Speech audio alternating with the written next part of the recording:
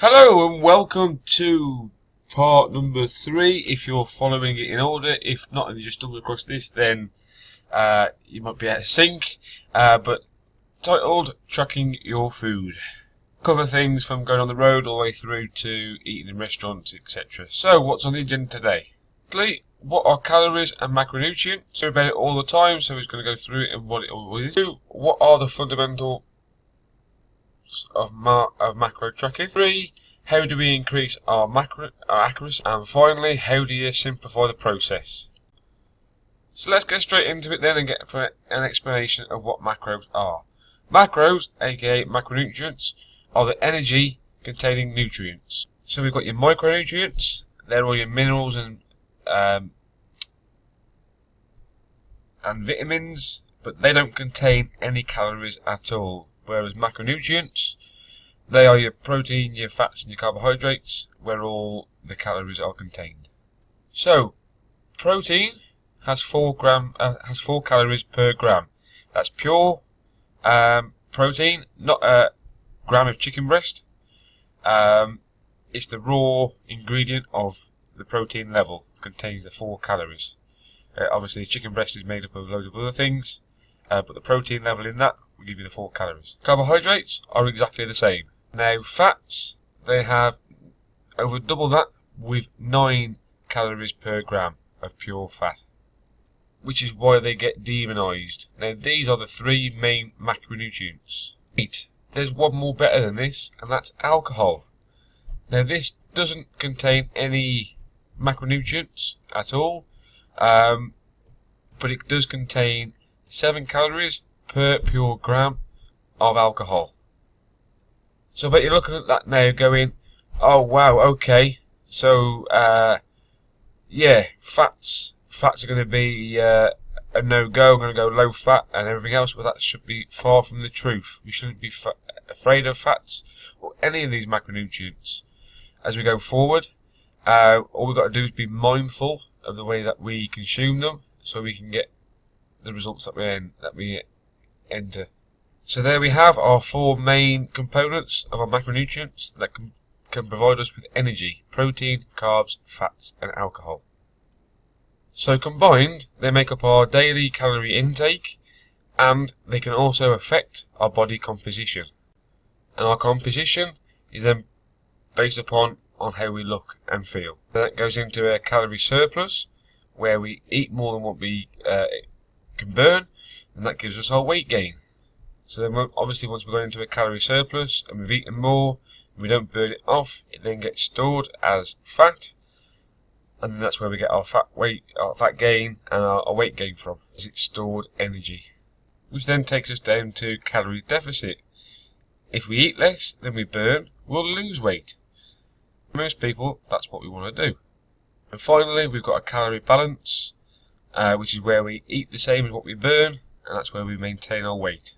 So if the past few weeks, months, years, and you've remained the same weight, over that time you've been eating your calorie balance, so you've been maintaining your weight, and now we need to look to address that to either fit into one of the above categories, if you want to gain weight or become in the deficit. So what are the fundamentals of macro tracking? So number 1, we'll be looking at using MyFitnessPal in the application. There's a direct link below this video, or if not, go into your App Store or Android Store and go and find it from there. So once we've done that, we need to then go on to number 2, which is employ the 80-20 principle to your food intake. Quite simply, for 80% of the time, we want to be looking at eating whole nutritious food, single food ingredients, and then the 20% we can look at using the processed foods, alcohol and things like that. So another way to look at that is the 80% of looking at the naked foods, so the single food ingredients, so like bananas, apples and different things. That should be the main priority going forward, and for argument's sake, if you're looking at taking 1,000 calories, please don't nobody try and eat 1,000 calories, but the simple rule is, if you're eating 1,000 calories, 800 of them calories will be that single food item. And as previously mentioned, that 20% would then come down to things like chocolate, crisps, cakes, biscuits, alcohol, pop, you name it, what we call off-piece food, off-plan.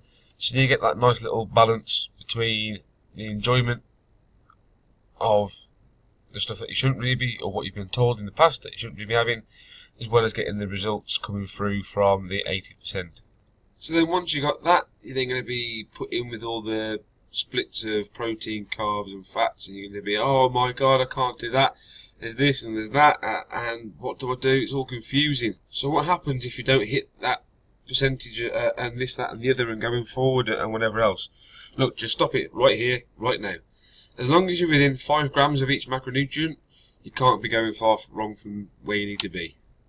So as previously mentioned in a couple of other videos, what we should be looking at doing before you try looking into that protein, fats and carbs, you need to prioritise getting your calorie intake spot on. Once you've done that, then we can work out the rest. Breaking it down, for 1 week we'll look at trying to get that total calories, then we can go to week 2 where we're going to get look at probably increasing the protein. So once we're consistently getting them calories done, and then we can consistently get the protein, we can then look at introducing, trying to get that fat level right, and then finally your carbs, and then finally you'll be in a great place. Okay, so once we've done that, how do you actually record your food? That's a good question. So plan your meals in advance wherever possible. What you want to do is to split your macros equally between each of your meals, if it's 3, 4, 5 or even 2. So what I mean by that is, don't try and look at getting a calorie restricted breakfast of about 100 calories, then a 500 calorie dinner, and then 1,000 calories for an evening meal. Try and split them equally between each meal, so you get a 500, a 500, and 500 for argument's sake, or 600, 600, 600. Whatever it is your macro calorie total is, break it down and try and get a nice evenly split between your meals. That way then, you're going to be feeling fuller for longer as you go through the day, and you won't be tempted to then snack and pick at other meals. So this is just an example. I think they are actually my calories for the day. So just breaking it down into 2,530 calories. Carbs is around about 275, fats about 70, and protein around about 200. And that's for me training on a big heavy day. And then what I do is I meal structure, I put them in 4 meals per day, so I split it down. So what I did is I took them totals and divided it by 4, and it gave me 635 calories per meal at 68 grams of carbs, 17 grams of fats and 50 grams of protein. And I made sure that each of my meals roughly consisted about that. Sometimes it might be a little bit more, sometimes a bit less, but overall it would all balance itself out. Once I'd done that, I could then enter my foods into MyFitnessPal ahead of time using recipes. And it's the same thing. So say you're going off to Nando's and having the chicken, you can actually add that in before you even get there ahead of time, because it's all in MyFitnessPal. And then when you've done that, you want to get as close as possible to your numbers. And then you can use things like we call balancing foods to top this up. And I would use balancing foods to top it all up basically. So what are balancing foods? These are foods that will increase a specific macronutrient without impacting the others too much. So I'll read that again. Balancing foods are foods that will increase specific macronutrients without the impact of others too much. And these are used at the end of the day if you are still short of your targets. So if at the end of the day you've got a cross and you looked in and you've still got 20 grams of carbs to fill in, it'd be like, alright, I can have a banana.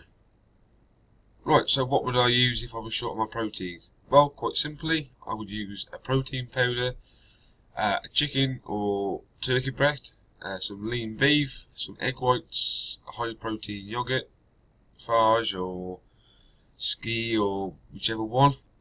And these foods are quite great to use because they don't really increase your fats or your carbohydrates when you're trying to increase your protein level. So if I was looking to increase my carbs, I could quite easily have a little bowl of rice or some rice cakes, a little bit of honey, some fruit, or even some sweets. And if you wanted to increase your fats, quite easily I would use some coconut oil, olive oil, butter, cream, macadamia nuts, Stuff like this is going to be great just to boost my fat stores. Now, once you've done all this, how would you increase your accuracy of tracking? Asking yourself, are you selecting the correct food data? Well, what's the meaning of this? Well, quite simply, I know a lot of people, when they're using MyFitnessPal, will go in and try and use the lower option of their macronutrient or their food source to try and line twist it so they can try and get a little bit more in. What you need to try and do is have a true reflection of what you are actually eating to the correct food data that is stored there. So what you want to do is, if you're using the search feature, you want to enter the brand in the search. So if you go to a certain supermarket, you may want to put their name in to the search bar first before selecting the food item. You may also want to use the barcode scanner too at the top of your phone, just roughly where your camera is. And then failing that, if you're still not sure and you're not 100% accurate, you can always go across to cross-check it against the website that's on the screen, www.calorieking.com, just to cross-reference it all off. Then we go on to number 2, use raw weights wherever possible. The reason why we're using raw weights is during its cooking phase, depending on what item it is, how long you cook it for, the way that you cook it. It loses quite a lot of water and moisture, so we want to use raw. So if you're selecting things, 200 grams of chicken, make sure it's 200 grams of raw chicken breast, and then add that in, and it should give you the full total at the end. And then number 3, as we go into it, use scales over spoons, cups, and other little measures, even things on packs of butter at the back. They have the little markers to say 50 grams of butter. That can be quite inconsistent coming through that, initially at least anyway. And then once you've done that, and you're in a good place, you might be wondering, well, how can I take this whilst travelling on the road? So I've been working with quite a lot of people over the last few years who have been travelling up and down, and I've come up with a great solution on how to get them the best results possible. So whilst people are out and about, they can't really weigh anything or measure anything. So little tips and tricks that I've been teaching them along the way, and I'm about to show you that now. So when you're out and about or on the go and you're eating out, I have a specific system to use, to follow, to go through, to get you the great results, whilst not being able to track everything down to the T. This is it. I want you to select foods that you're familiar with. So quite simply, if you're not used to eating out and you don't really eat full lobster or a pasta dish with a cream sauce or anything like that at home, and it's not something that you've been regularly putting into MyFitnessPal, try and stay away from it while you're out and about, as much as tempting as it might be.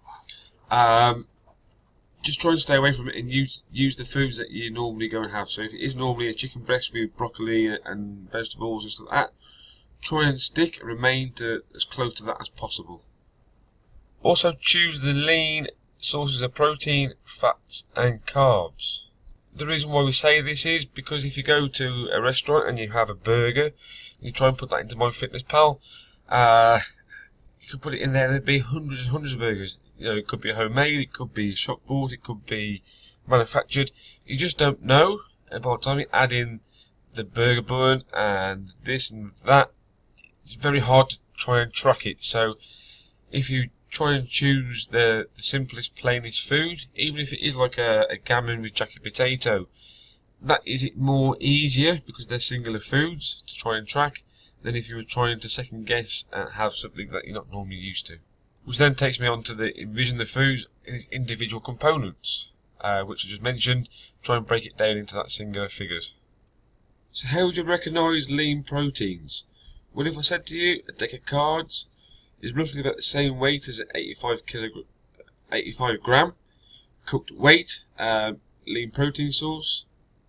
So whether that's steak, chicken, pork, fish, as long as I know that's lean, I know that's going to be roughly around about 85 grams of protein cooked weight. Then if you go into your lean carbs, so if I clench my fist in my hand and I cut that in half, that would then be half cup of cooked lean carb sauce, whether it's rice, mashed potatoes, etc. and then add in the fat element to it. If it hasn't been mentioned in the description, if it's been grilled or steamed or on the griddle or anything else like that, I'm going to take the assumption that it's been cooked in about a tablespoonful of olive oil. So, what's some smart travel choices? So, if you're on the go, traveling around, you want to be trying to look at a menu online or ahead of time before you go, if available, as planning and preparation is the key to your success.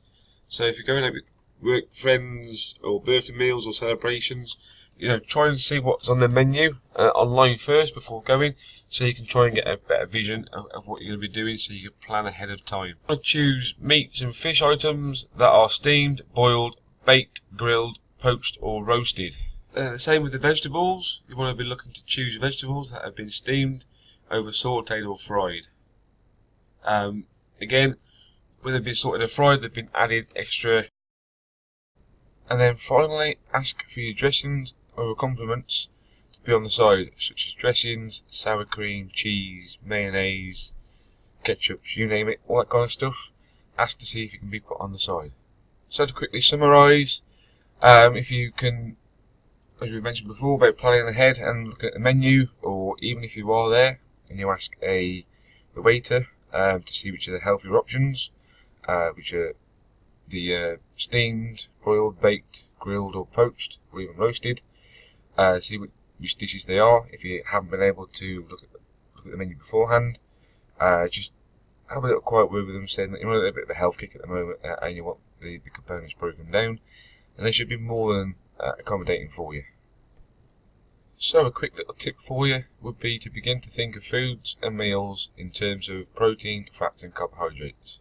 So if you start to process it with your fat loss, usually down to 2 reasons. Those 2 reasons are definitely going to be these. You're overestimating on your calorie requirements, generally meaning that you're putting in 2,000 calories when you actually only need 1,800. And number 2, you are not tracking them correctly. Quite simply, you're adding them in to MyFitnessPal using the wrong information that's in there, and trying to select the right one, and not taking ownership of what you are actually putting in. So quite simply, on how things like that, when they're overestimating or not tracking them correctly, some people put in a 3-egg omelette and they just put in 3 eggs, but they may have used a tablespoon of olive oil or butter or coconut oil to go with it, but they forget to put that in. So that meal then realistically is not a 350 calorie meal. By the time you've added in the oil sources, you can add quite easily another 120 calories on. You take that over the week, and that's at least another 900 to 1,000 calories. So it then becomes like another meal in effect. So it is mainly down to the incorrect tracking is the more important and more common one, because people get a little bit lazy with entering it all in, so they're not really getting the results that they're after, and at the end of the time they look back and go, well, it didn't work. Well, it didn't work because they didn't add in every single independent value, as I previously mentioned, without putting that olive oil in or coconut oil or butter or anything into the MyFitnessPal, the fats then quite easily change. So if you are 100% sure that you are tracking accurately, and you're not seeing results, then decrease the calories by about 5% and go from there. So what are the action steps from today? Well, that is to hit your total calorie intake first. So before you start breaking it all down and how much protein, how much carbs, how much fats and that you need, just simply focus on hitting that calorie intake first before we go any further. Number 2, allow 5%, add or plus 5 grams on your macros, and that's once you've got used to tracking your calories. Prep in advance rather than winging it. Number 4, stock up on balancing foods.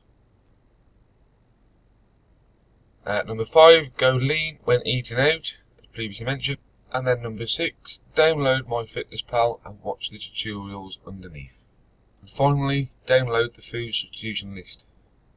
So I know there's a lot of information to take on board, so you may need to watch this video again, but by all means, have a look, keep an eye on it, and any questions, just please fire across below this video, or ask me in the groups, or private message me. That's not a problem, and I'll get back to you as soon as I can.